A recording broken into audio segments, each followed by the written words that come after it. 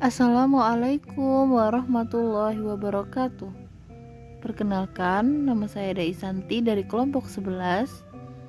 Saya ingin mempresentasikan hasil diskusi saya, yaitu tentang membuat tabel distribusi frekuensi dari sebuah persoalan. Dosen pengampu Bapak Fahmi Arifin SPD, IMPDI. Apa itu tabel distribusi frekuensi? Sebelum kita mengetahui pengertian tabel, maka kita harus mengetahui tentang data. Apa yang dimaksud dengan data? Data adalah informasi yang telah dikumpulkan, baik yang berasal dari populasi atau sampel, untuk keperluan laporan atau untuk analisis selanjutnya. Perlu diatur, disusun, disajikan dalam bentuk yang jelas dan baik. Secara garis besar, ada dua cara penyajian data yang sering digunakan, yaitu tabel dan grafik. Menurut para ahli, tabel adalah alat penyajian data statistik yang berbentuk kolom dan lajur. Dalam pengertian lain, tabel diartikan kumpulan angka yang disusun sedemikian rupa menurut kategori atau jumlah mahasiswa menurut fakultas dan sebagainya, sehingga mempermudah untuk pembuatan data analisis. Pengertian distribusi. Distribusi yang dalam bahasa Inggris berasal dari kata distribution, yang berarti penyaluran, pembagian, dan pancaran. Frekuensi berasal dari kata frekuensi. Dalam bahasa Inggris berarti kekerapan, keseringan, jarang kerap. Yang dalam statistik frekuensi mengandung beberapa kalikah angka atau variabel itu muncul dalam deretan angka tersebut. Jadi, distribusi frekuensi berarti suatu keadaan yang menggambarkan bagaimana frekuensi angka atau variabel tersebut telah tersalur, terbagi, atau terpapar, atau terpancar. Dengan demikian, yang dimaksud dengan distribusi frekuensi adalah alat penyajian data statistik berbentuk kolom dan lajur yang di dalamnya dibuat angka yang dapat melukiskan atau menggambarkan pancaran atau pembagian frekuensi dari variabel yang menjadi objek penelitian. Bentuk-bentuk tabel ada 3. Yang pertama, tabel satu arah, yaitu tabel yang membuat keterangan mengenai satu kategori atau karakteristik saja. Yang kedua, tabel dua arah, yaitu tabel yang menunjukkan hubungan dua hal atau karakteristik yang berbeda.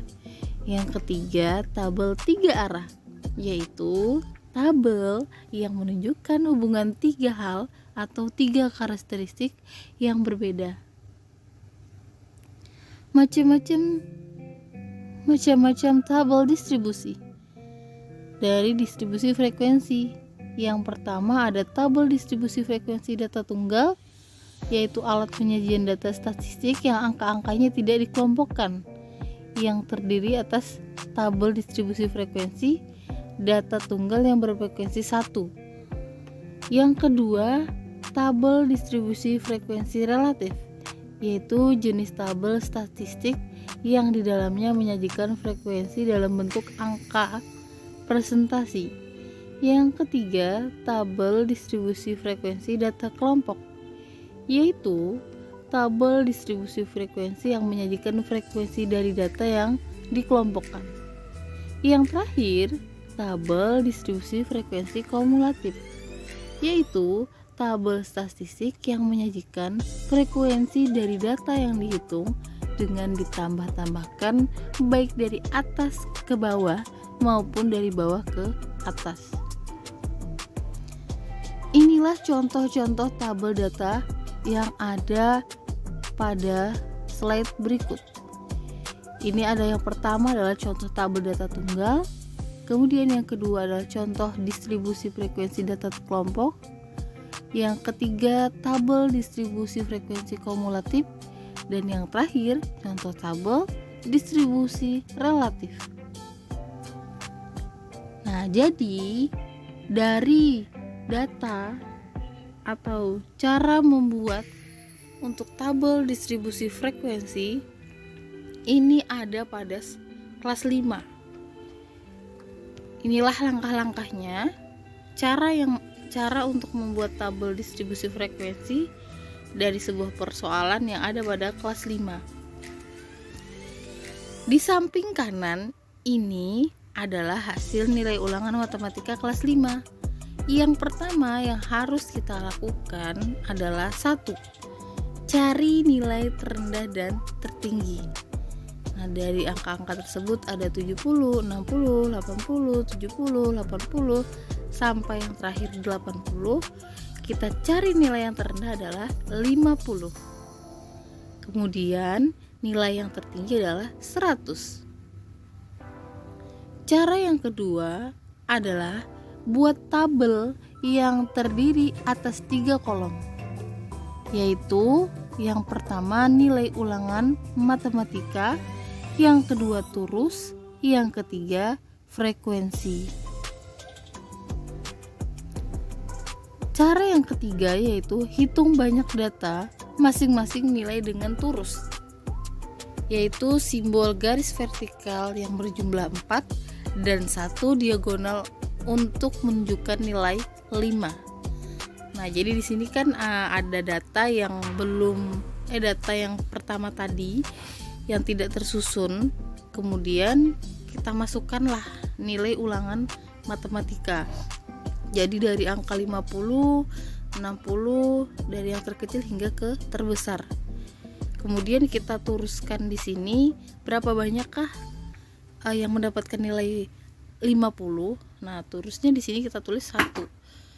60 ada berapa? 4. Oh, kita tulis di sini turusnya 4. 1, 2, 3, 4. Kemudian yang mendapatkan nilai 70 ada berapa? Kita hitung 1, 2, 3, 4, 5. Yang dapat nilai 80 ada berapa? Kita lihat lagi di sini tabelnya 1, 2, 3, 4, 5, 6. Yang mendapat nilai 90 ada berapa? Ada 3. Kita hitung 1, 2, 3. Yang terakhir yang mendapatkan nilai 100 adalah 1. Jadi bisa kita tuliskan di frekuensi berapakah jumlah dari turus tersebut. Jumlah seluruhnya yaitu 20.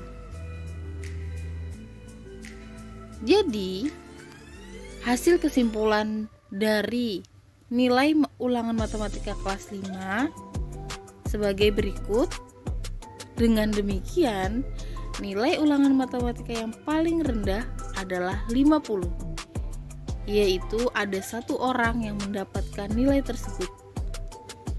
Yang kedua dan yang paling tinggi yaitu nilainya 100.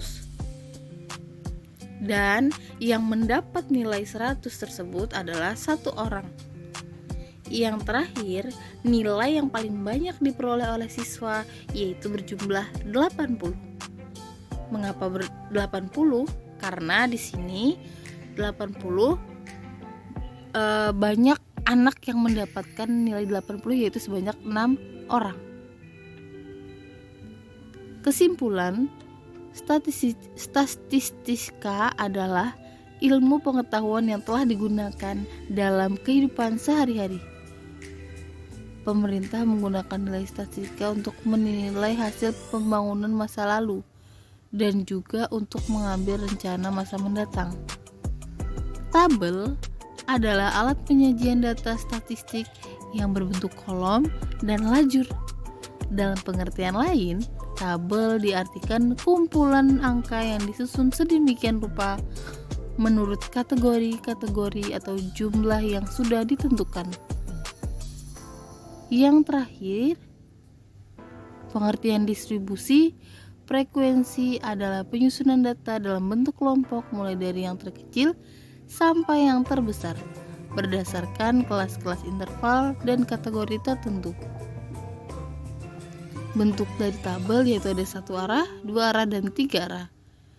Macam-macam tabel, diantaranya tabel data tunggal, tabel frekuensi kelompok, tabel distribusi frekuensi kumulatif, dan tabel distribusi frekuensi relatif. Sekian presentasi dari saya. Mohon maaf banyak ada salah kata.